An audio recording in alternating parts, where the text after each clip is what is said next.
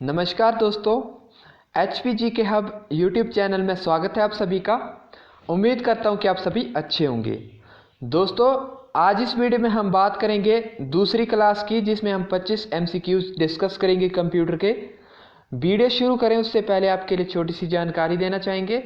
अगर आप जो हैं JYT पोस्ट कोड 939 के लिए special notes, MCQs, mock test या टॉपिक वाइज या सब्जेक्ट वाइज वीडियो कोर्स लेना चाहते हैं तो वो अवेलेबल हैं। आप जो है व्हाट्सएप नंबर पर कांटेक्ट कर सकते हैं, या स्क्रीन पे व्हाट्सएप नंबर दिया है, ठीक है, 8278723715। तो आप इस पे जो है कांटेक्ट कर सकते हैं व्हाट्सएप में। ओके, तो फर्स्ट हमारा यहाँ पे जो क्वेश्चन रहेगा आज की वीडियो का, how many watts does 4 kilowatts represent. तो कितने वाइट्स जो है 4 KB या किलोवाइट रिप्रेजेंट करता है, ठीक है। तो आपको पता है कि एक जो आपका 1 KB जो है 1 KB जो है वो बनता है आपका 1024 बाइट से, ठीक है। 1024 बाइट से जो है 1 KB बनता है। और अगर हम पावर में देखें तो 1 KB जो है वो 2 की पावर 10 बाइट्स के इक्वल होता है, ठीक है। 2 की पावर 10 बाइट्स, ठीक है। 2 की पावर 10 बाइट्स में जो है आपका 1 KB बनता है। और अगर सिंपल बात करें तो 1 KB इक्वल टू 1024 बाइट। तो यहाँ पे 4 KB पूछा है, तो सिंपली से आपने करना है 4 मल्टीप्लाई बाई 4 मल्टीप्लाई बाई 1024, ठीक है। 4 मल्टीप्लाई बाई 1024 बाइट, ठीक है।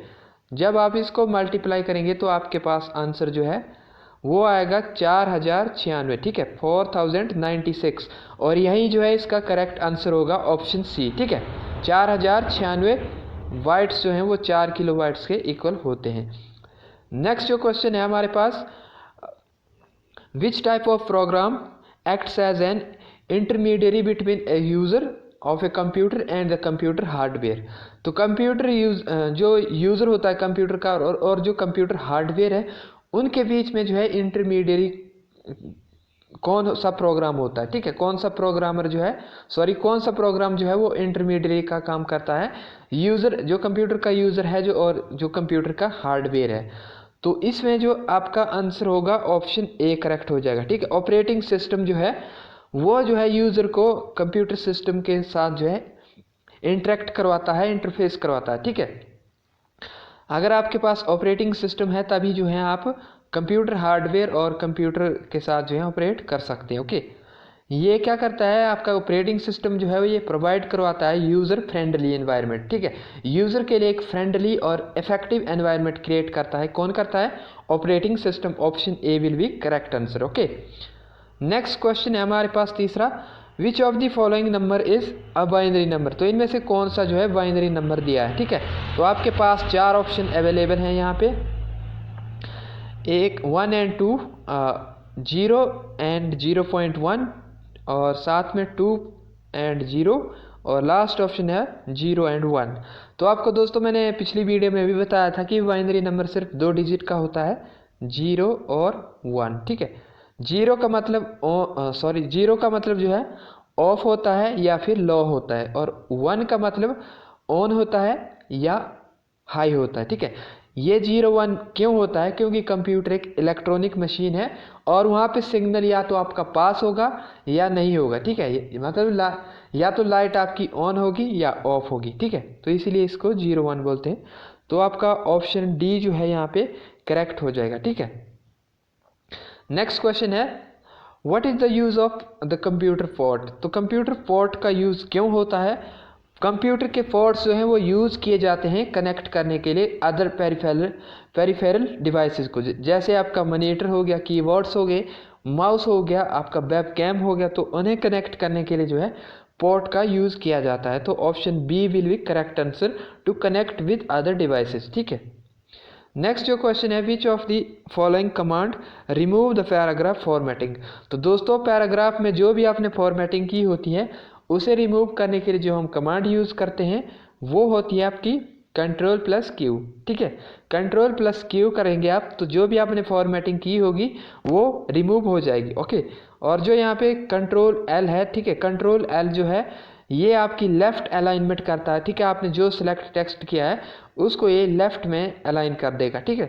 और कॉपी करने के लिए यूज़ होता है, और ओपन जो है फाइल को ओपन करने के लिए यूज़ होता है। तो इसका जो करेक्ट आंसर है ऑप्शन डी करेक्ट होगा। ओके, नेक्स्ट जो क्वेश्चन है यहाँ पे 6th question, which of the following memory can not be directly accessed.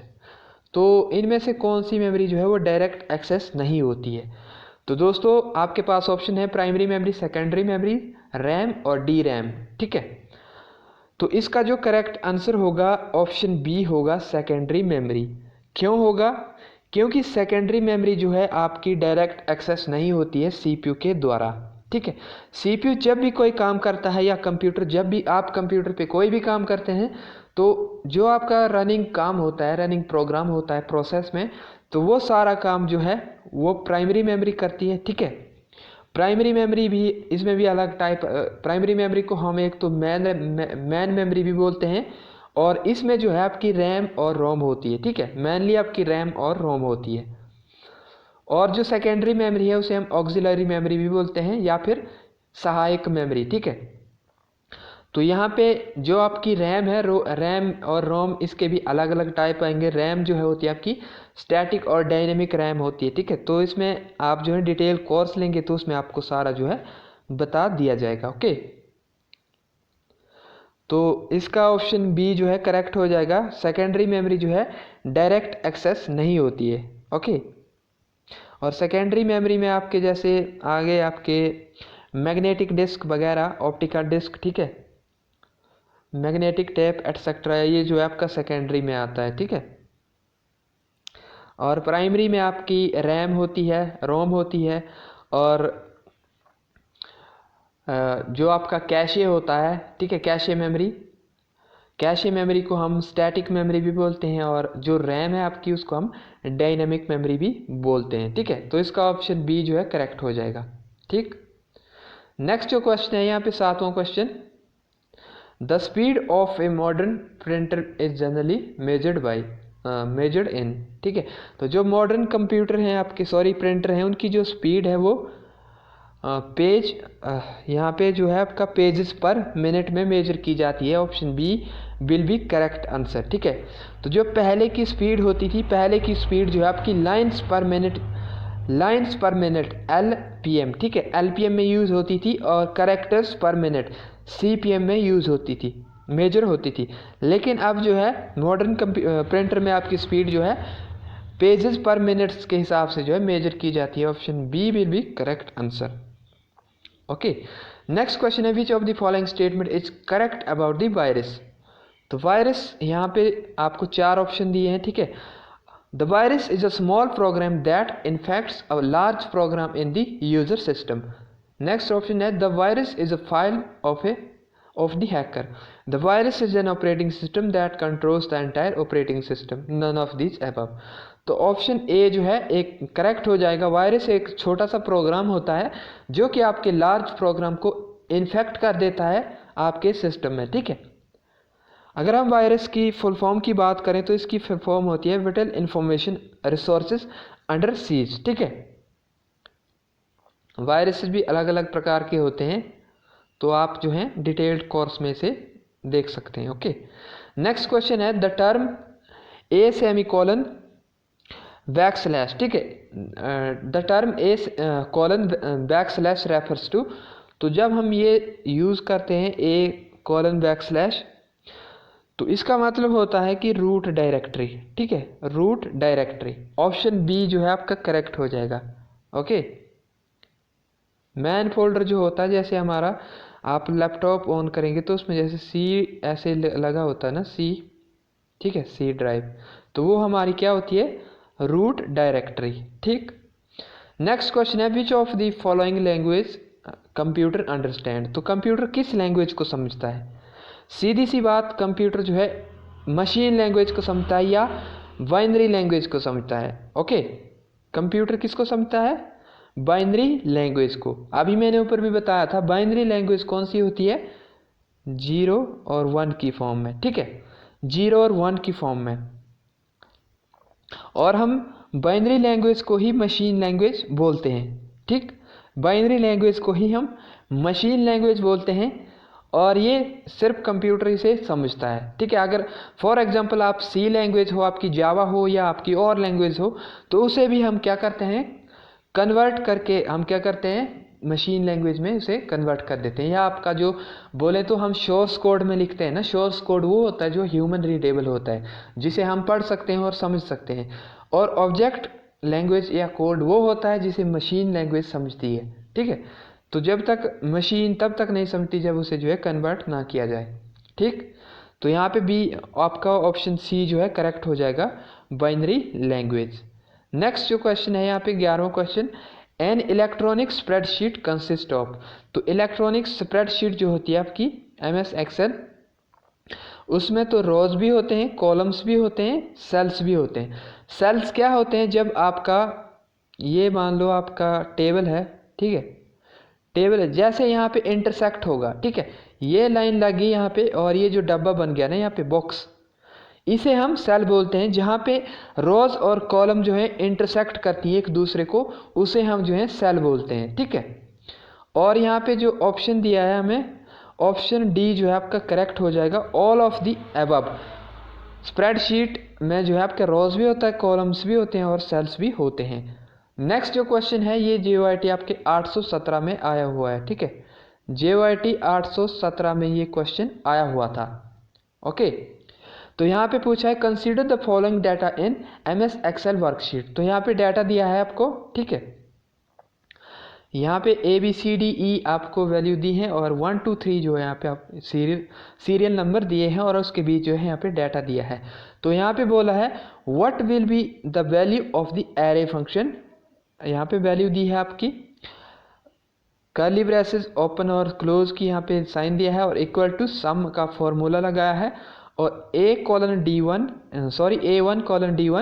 Multiply by A2 D2, ठीक है, ब्रैकेट बंद। तो यहाँ पे सिंपली बोला है आपने क्या करना है, A1, ठीक है, ये आपका A है और ये आपका 1 है और ये आपका D है और ये आपका 1 है। इस यहाँ से लेकर आपने जो है A1 A2 D2 और यहाँ पे A2 से D2, ये सारी वैल्यू क्या करनी है, आपने मल्टीप्लाई करनी है और उसके बाद क्या करना है, इनको ऐड कर देना है। तो सिंपल सी बात है, यहाँ पे आप इन वैल्यू को पहले मल्टीप्लाई करोगे, फिर इनको करोगे, फिर इनको करोगे और फिर इनको करोगे और जो इनका मल्टीप्लिकेशन होगी उन्हें फाइनली सम कर देंगे, आप ऐड कर देंगे, ठीक है। तो यहाँ पे हमने किया, फर्स्ट पे 5 को 2 से मल्टीप्लाई किया 10 आया, 3 को 3 से किया 9 आया, 4 को 1 से किया 1 आया और 8 को 4 से किया तो 32 आया। तो ये टोटल जो है हमारा क्या बना, 55, ठीक है। तो इसमें डी आंसर जो है आपका करेक्ट हो जाएगा 55, ठीक है। नेक्स्ट जो है, how can we describe an array in the best possible way, ठीक है। तो यहाँ पे पूछा है कि हम जो है एरे को बेस्ट पॉसिबल वे में कैसे डिस्क्राइब कर सकते हैं, ठीक। तो एरे क्या होता है दोस्तों, एरे होता है, आपने पढ़ा होगा, ठीक है, इसमें डाटा स्ट्रक्चर में पढ़ा होगा शायद, अगर आपने पढ़ा हो तो एरे होता है, ये क्या होता है, ये जो है एक नाम होता है, ठीक है। एरे क्या होता है, एक वेरिएबल होता है, एक नाम होता है जो क्या करता है, similar data types, similar data type मतलब कि सेम डाटा टाइप। अगर आपने इंट टाइप जो है एरे डिक्लेयर किया, ठीक है, इंट, अगर आपने इंट या इंटीजर डाटा टाइप का है वो एरे डिक्लेयर किया तो सिर्फ वो जो है इंटीजर ही वैल्यू स्टोर करेगा, ठीक है, फ्लोट या आपका कैरेक्टर वैल्यू स्टोर नहीं करेगा। तो इसका मतलब ये हुआ कि एरे जो है, एरे इज अ वेरिएबल या वेरिएबल नेम, ठीक है, नेम होता है जो सेम सिमिलर टाइप के आपके सीक्वेंस में जो है आपके डाटा को स्टोर करता है, ठीक है, सीक्वेंस में स्टोर करता है, ओके। और मान लो कि आपने एरे का मेन यहाँ पे मोटिव क्या होता है, क्यों हम एरे यूज़ करते हैं, अगर आपने सपोज कि 100 स्टूडेंट का डाटा जो है रिकॉर्ड जो है एंटर करना है, ठीक है, या 1000 स्टूडेंट का, तो आपको वो 100 या 1000 बार जो है वो वहाँ पे इनिशियलाइजेशन करनी पड़ेगी, उनकी डिक्लेरेशन करनी पड़ेगी और उनकी एंट्रीज जो हैं बार बार करनी पड़ेंगी। लेकिन अगर आपने वही चीज़ एरे में डाल दी, ठीक है, आपने एरे नाम दे दिया कोई स्टूडेंट्स के नाम से या कुछ भी, और आपने उसकी वैल्यू जो है 100 कर दिया, उसका साइज जो है 1000 कर दिया, तो आप जो है सिमिलर डाटा, जो भी आपका सिमिलर डाटा टाइप्स होंगे उनको आप जो है एक ही मेमोरी में एक ही जगह पे आप जो है स्टोर करवा सकते हैं, ठीक है। तो इसका यही यूज़ होता है एरे का, ठीक है। और एरे जो है यहाँ पे बोला है कि आपका ऑप्शन कौन सा करेक्ट होगा। ऑप्शन जो है आपका यहाँ पे करेक्ट हो जाएगा 13 का जो ऑप्शन है आपका सी करेक्ट हो जाएगा, ठीक है। Container that stores the element of similar type, ठीक है। एक कंटेनर है जो कि सिमिलर मतलब सेम एलिमेंट को आपके स्टोर करेगा, ओके। ये अलग अलग स्टोर नहीं करता है, सेम एलिमेंट को स्टोर करता है। नेक्स्ट क्वेश्चन है which of the following is the correct way of declaring an array. तो एरे को डिक्लेयर करने का यहाँ पे करेक्ट वे कौन सा है, ठीक है। आपके पास ऑप्शन है 4, पहला, दूसरा, तीसरा, चौथा, ठीक है। तो इसमें जो करेक्ट ऑप्शन ए हो जाएगा, ठीक है। क्यों? क्योंकि इसमें इंटीजर डाटा टाइप भी दिया है इंट, और ए जो है यहाँ पे एरे का नाम दिया है, और जो 10 है, ठीक है, 10 दिया है स्क्वायर ब्रैकेट के अंदर, वो क्या है एरे का साइज, कि आप जो है ए नाम के एरे में 10 वैल्यू जो है स्टोर कर सकते हैं, ठीक है। तो इसका ऑप्शन ए जो है करेक्ट हो जाएगा। नेक्स्ट क्वेश्चन जो है विच HTML tag produce the biggest heading. तो दोस्तों HTML में 6 टाइप की हेडिंग होती हैं, H1 से लेकर H6 तक, ठीक है।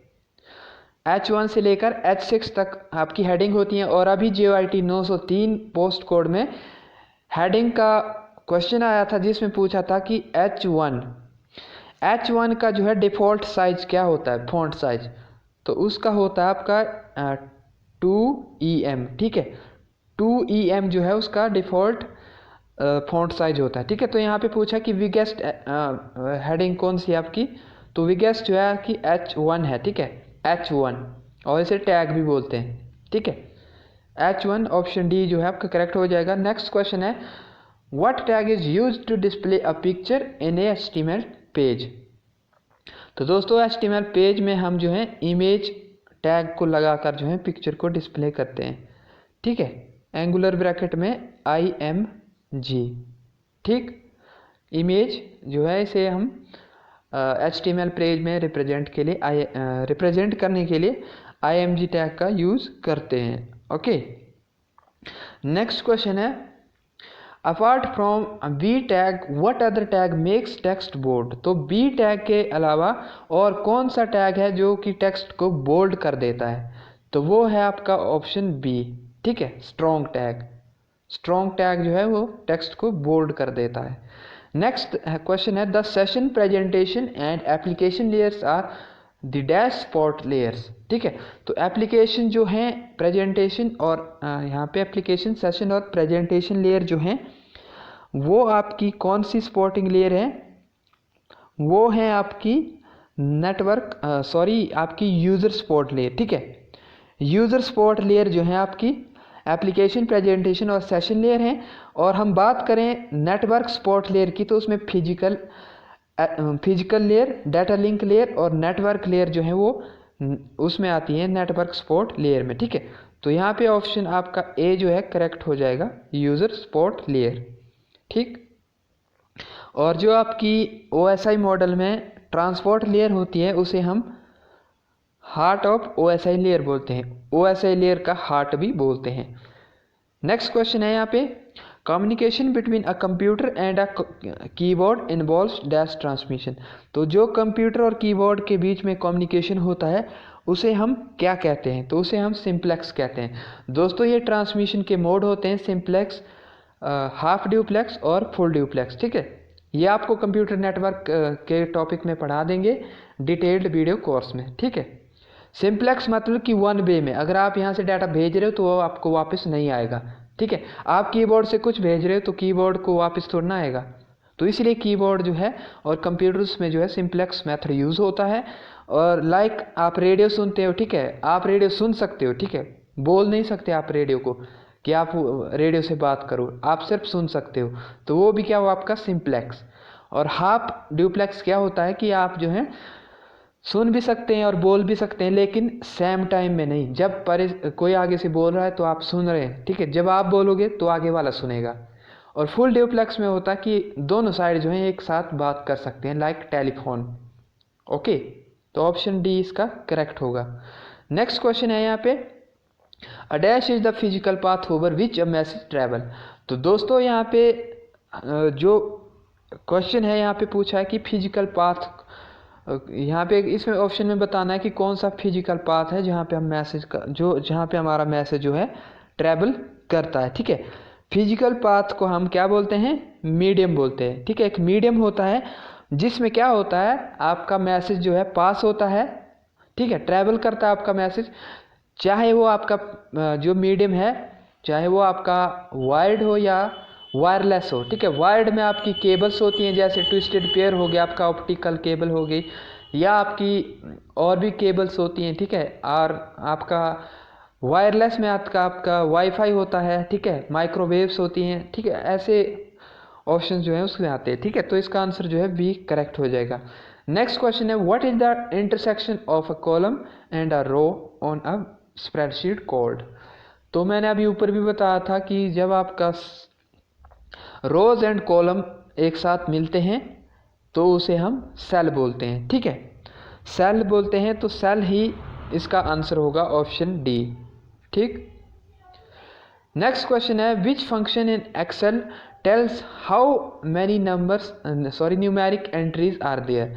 तो एक्सेल में कौन सा फंक्शन है जो बताता है कि न्यूमेरिक एंट्रीज कितनी हुई है यहाँ पे। ओके, तो इसका आंसर जो है बी हो जाएगा, ऑप्शन बी। ऑप्शन बी, जब आप काउंट यूज़ करोगे, काउंट लगाओगे, तो शायद I think 903 post code JYT में भी ये आया हुआ था। तो जब आप काउंट लगाओगे तो सिर्फ वो जो है न्यूमेरिक ही वैल्यू काउंट करेगा, न्यूमेरिक वैल्यू ही काउंट करेगा, आपका कैरेक्टर्स या कुछ आपका टेक्स्ट वैल्यू काउंट नहीं करेगा। Option B will be correct answer. यहाँ पे नेक्स्ट क्वेश्चन है, which character is used in Python to make a single line comment. तो दोस्तों अगर आपने सिंगल लाइन कमेंट बनाना है पाइथन में तो आपको जो है हैश टैग यूज़ करना पड़ेगा, ठीक है, हैश टैग यूज़ करना पड़ेगा सिंगल लाइन के लिए। अगर आपने मल्टीपल लाइन कमेंट करने हैं तो आपने हैश के बाद कमेंट डालना है, उसके बाद एंटर मारना है, फिर आपने हैश डालना है, फिर आपने कमेंट लिखना है और उसके बाद एंटर करना है। वैसे जो है आपकी मल्टीपल लाइन्स जो है आप क्रिएट कर सकते हैं। नेक्स्ट क्वेश्चन है, how we can set page border in MS Excel.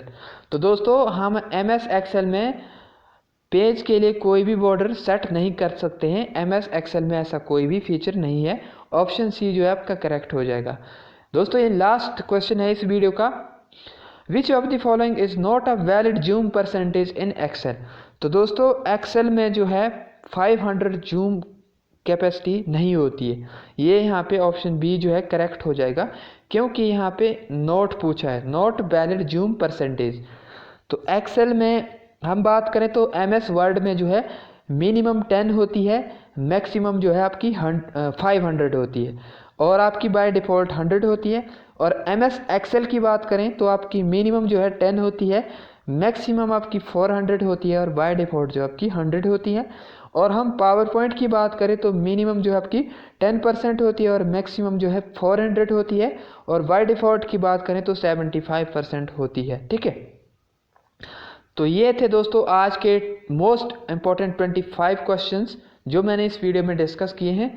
दोस्तों अगर आपको कोई डाउट रहता है या आपको कोई ऐसा लगता है कि कोई क्वेश्चन इसका आंसर जो है दूसरा होना चाहिए था, तो आप जो है फ्रीली कमेंट बॉक्स में कमेंट कर सकते हैं, डेफिनेटली हम उसका जो है रिप्लाई करेंगे। और लास्ट में फिर से मैं आपको यहाँ पे बताना चाहूँगा कि अगर आप जो है JYT के लिए क्रैश कोर्स लेना चाहते हैं, ठीक है, क्रैश कोर्स, या आप जो है स्पेशल नोट्स लेना चाहते हैं, या आप जो है मॉक टेस्ट लेना चाहते हैं, MCQs लेना चाहते हैं, टॉपिक वाइज या सब्जेक्ट वाइज कोर्स लेना चाहते हैं, तो आप जो है फ्रीली यहाँ पे WhatsApp नंबर दिया है, आप जो है इस पर कांटेक्ट कर सकते हैं, ठीक है।